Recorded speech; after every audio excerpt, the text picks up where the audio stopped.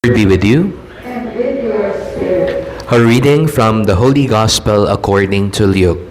Glory to you, O Lord.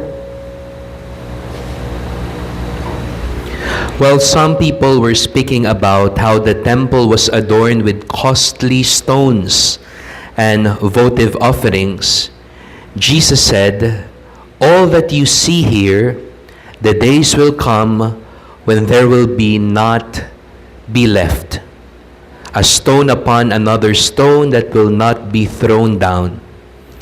And then they asked him, "Teacher, when will this happen?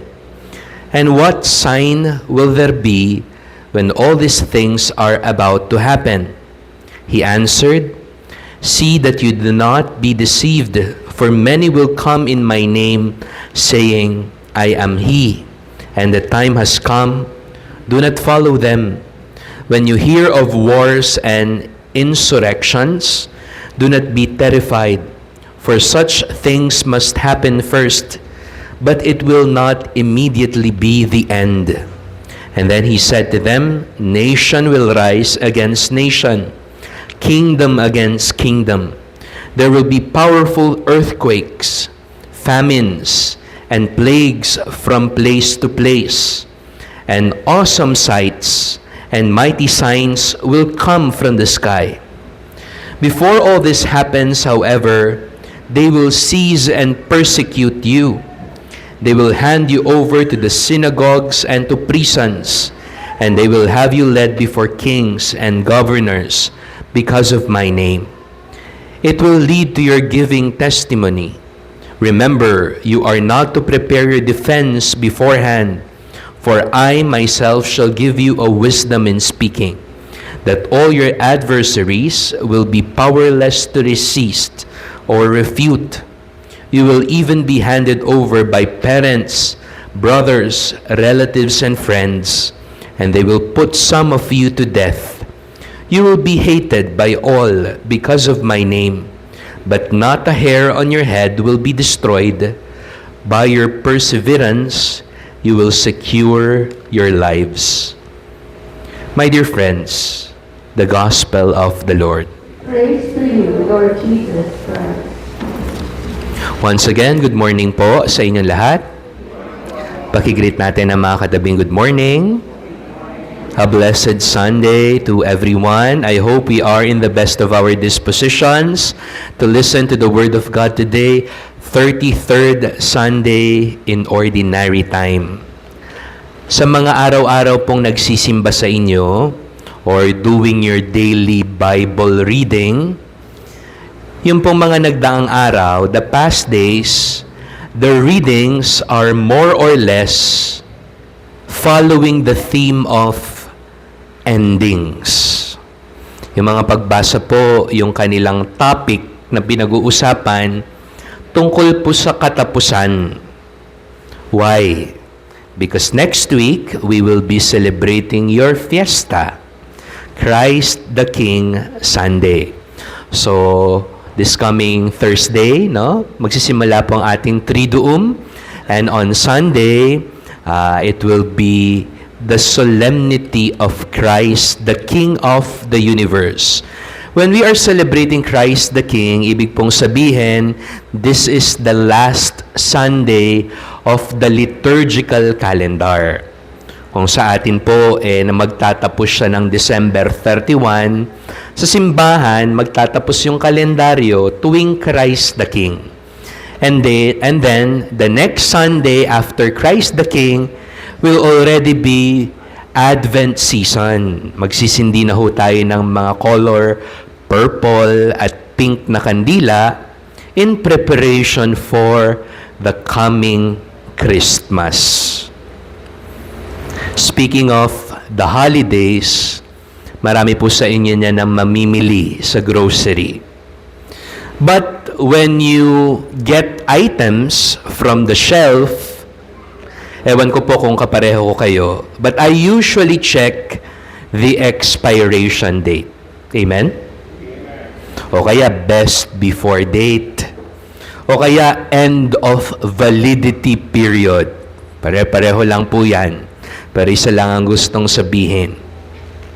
And usually, more or less, everything has an expiration. Delata man yan, non-food items, and sometimes, even in relationships, there is an expiration. The gospel presents to us today how the world ends. Sabi po ni Jesus, one day, the temple will fall.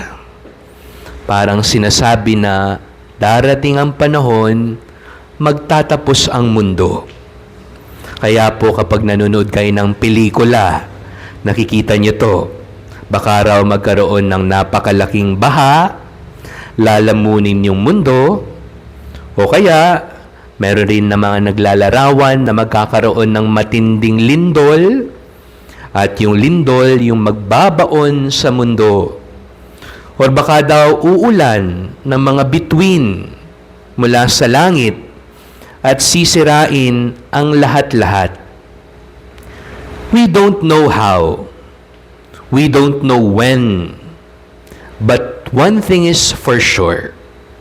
There is an expiration date. Amen? Kahit po sa buhay, we don't know how, we don't know when, pero may expiration date. Reflect po natin to kung natatandaan nyo last November 2nd, All Souls Day.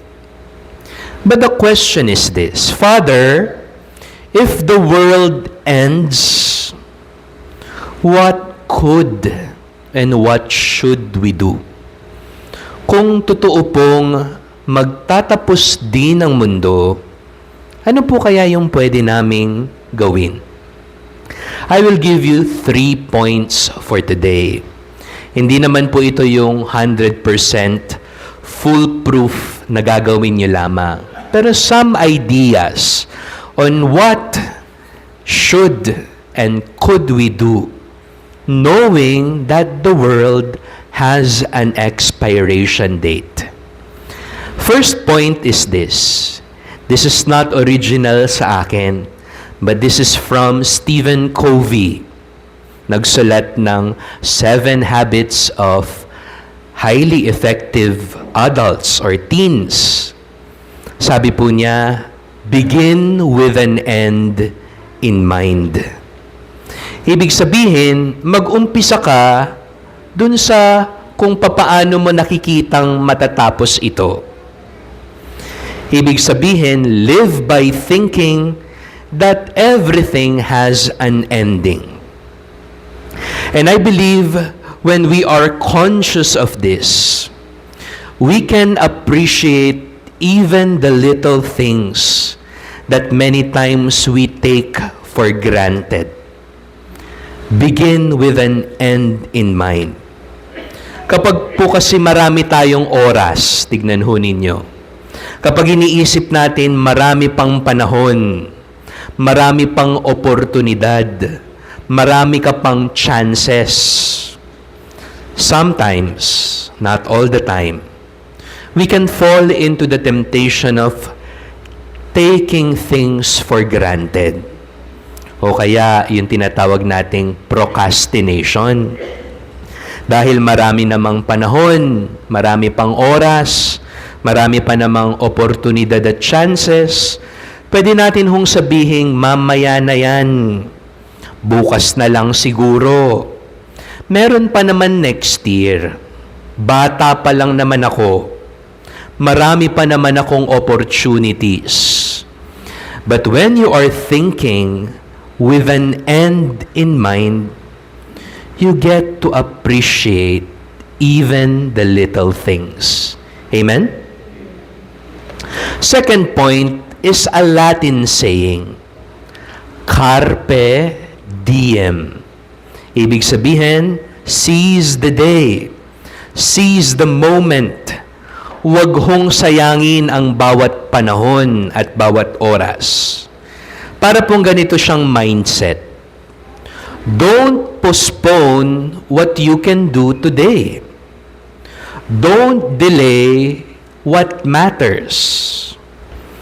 Isipin po natin, if today will be your last day, kung ngayon yung expiration date mo, iba po siguro tayong mag-isip, no?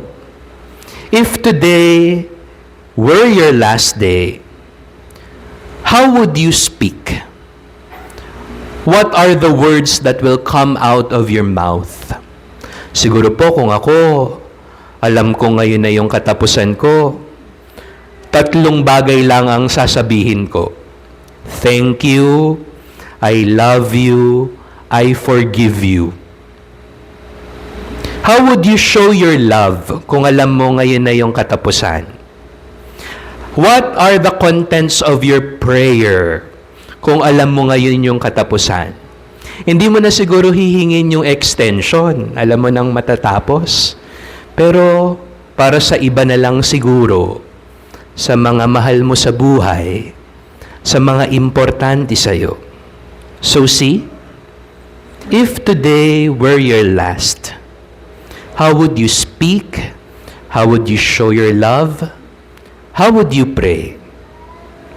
We don't know when our time's up. We don't know when the world will end. So the best thing that we could do is to do good today. Amen? Not tomorrow, not next year, but always today. The present. Ang hirap po kasi kapag wala na, kapag tapos na, kapag ubos na, dun pa lang natin nakikita ang lahat. Cliché man pero totoo, nasa huli ang pagsisisi. Don't make it too late for us to give thanks, to show that you appreciate someone, to say that I love you, to hug, to listen, to spend time, to smile, to forgive, and to let go. Life is too short, my dear sisters and brothers. Mabilis po ang agos ng buhay. Tignan niyo po, parang kahapon pa lang, New Year. Ngayon, November na. Pasara na po ang taon. Amen? Third point, God will never abandon us. When we hear the end of the world, nakakatakot po ito. When we speak of the future, kung ano yung mangyayari sa atin days from now, months from now, years from now, kung minsan we are frightened. Di natin alam kung anong mangyayari. But don't you forget, my dear sisters and brothers, that in all of these, even in difficult situations, God is present. God will never abandon us because God loves us. We can face the unknown because we know one thing, that God is God. We can seize the day because every day is held in God's hands. So there is no reason for us to be afraid. Our God does not abandon those whom He loves. So 3 point today. Begin with an end in mind. Seize the day. And God will never abandon us. Amen.